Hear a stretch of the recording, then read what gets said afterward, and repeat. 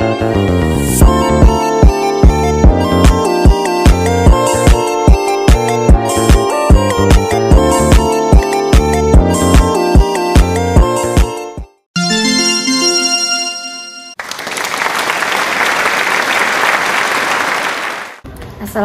warahmatullahi wabarakatuh.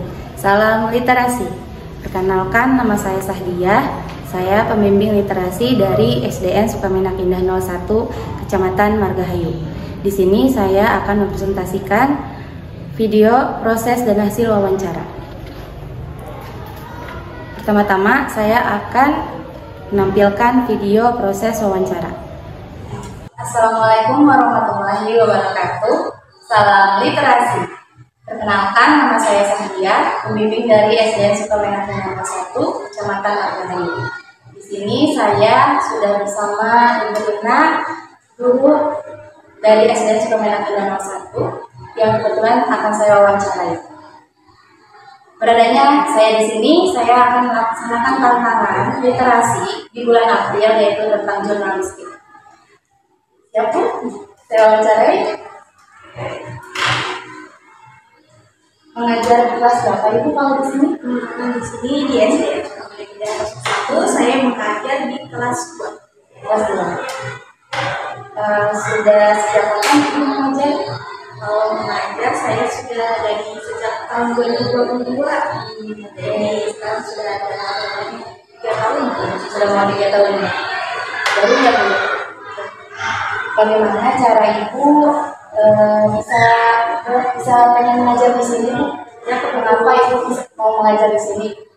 Kebetulan SDN Sukamenak Indah 01 ini kebetulan dekat dengan rumah, jadi untuk transportasinya juga lebih mudah. Oh gitu, jadi karena dekat ya Bu ya, dekat ya. Mengapa Ibu memilih untuk menjadi seorang guru kalau boleh tahu? Alasannya apa? Menjadi guru itu adalah panggilan ya. Jadi saya sebagai orang yang dekat dengan anak-anak, jadi juga suka berbagi dengan ilmu. Jadi saya ingin menjadi seorang guru karena itu suka anak-anak dan suka belajar bersama anak-anak. Oh, jadi intinya Ibu karena suka anak-anak yang bertemu jadi begitu. Bagaimana perasaan Ibu setelah menjadi seorang guru? Alhamdulillah selama ini jadi guru, perasaan saya bahagia dan senang saya. Kenapa tuh? Karena kan kelas 2 masih jadi kita merasa terhibur juga bisa dengan kepolosan mereka ya. Oke.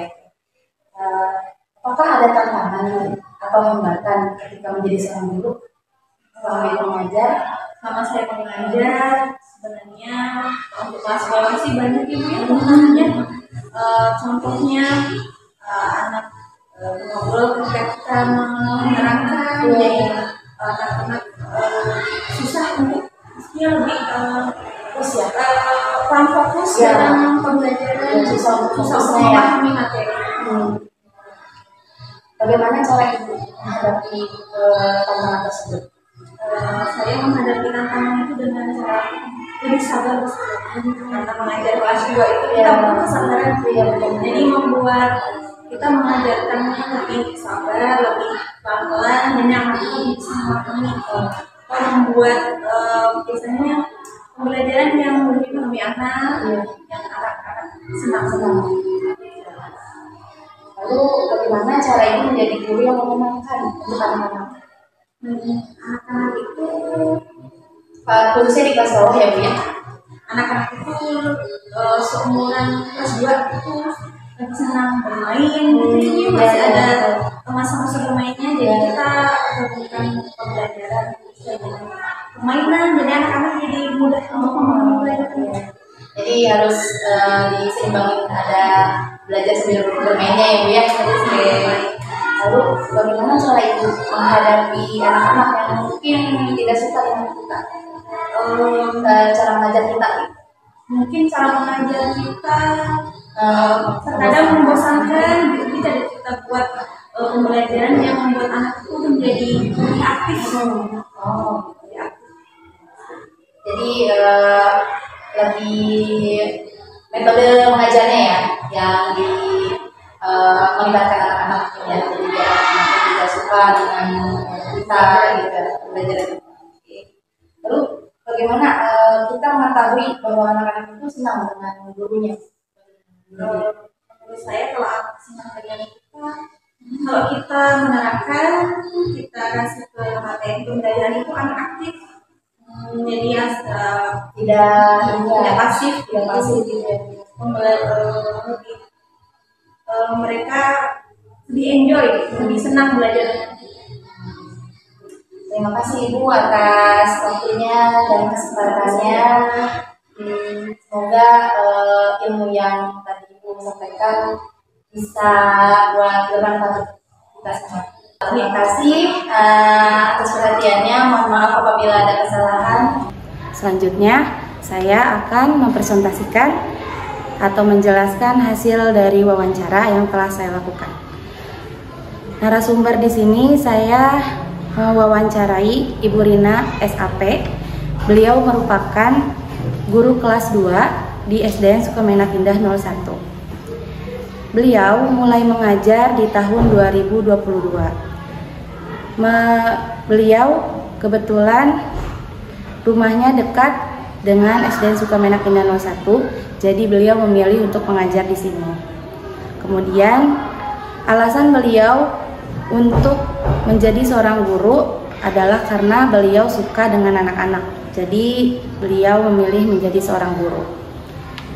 Perasaan beliau ketika sudah mengajar atau selama menjadi seorang guru, beliau merasa senang karena melihat tingkah laku anak kelas 2 yang masih polos. Kemudian hambatan yang beliau alami yaitu salah satunya masih ada anak yang masih suka mengobrol ketika guru sedang menerangkan dan susah untuk fokus dalam pembelajaran. Kemudian cara beliau menghadapi tantangan tersebut yaitu dengan sabar dan pelan-pelan mengajarkannya. Juga bisa menggunakan pembelajaran yang menyenangkan. Kemudian cara beliau untuk menjadi guru yang menyenangkan bagi anak-anak khususnya di kelas bawah yaitu menghubungkan pembelajaran dengan permainan karena kelas 2 itu masih masa-masanya bermain. Jadi kesimpulannya untuk menjadi guru yang menyenangkan yaitu harus menggunakan metode pembelajaran yang menghubungkan dengan suatu permainan supaya anak-anak bisa lebih tertarik untuk belajar.